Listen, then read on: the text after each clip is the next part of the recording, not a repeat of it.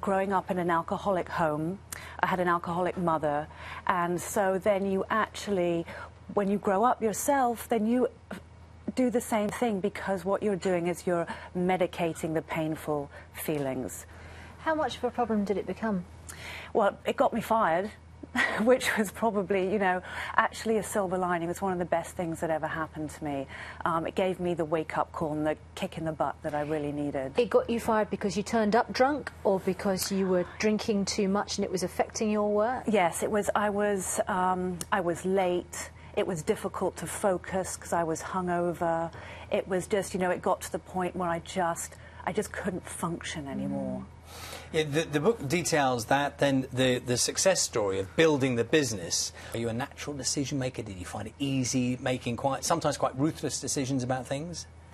Yeah, I think it's when you're passionate about something. I was so passionate about what I was doing and what I'm doing today with my new brand, that I think that makes it easier. When you're I was completely consumed with making the perfect shoe. It must have been quite hard to drag. If you've been sacked for not being able to do your job because you're addicted to alcohol, how do you drag yourself out of that situation, turn yourself around, and get the energy to then put into a huge new project? Well, I checked myself into rehab, which is unusual. People don't check themselves in. And when I went in, the counsellors said they'd never seen anyone come in with such determination to get well.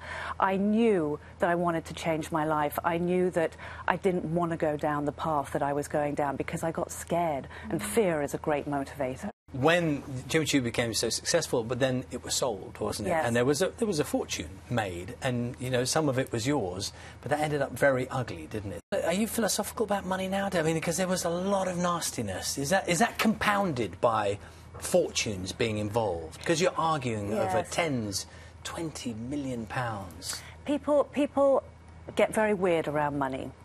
And the problem is what's happened with the private equity world today. You have guys that want to flip companies. They want to get in and out quickly because they get paid fees when they exit a business, which is their carried interest. So they want to come in for 2 or 3 years. And it's very stressful for the management team. A management team just cannot sustain that. It can't go through a sale process every 2 or 3 years. And the problem is they want to cut costs. So they don't want to pay people properly. They want to lower the quality of the product to increase margins, because they don't care. They're only there for a couple of years. So they don't care about the business long term like the founder does, or the founder cares about the people.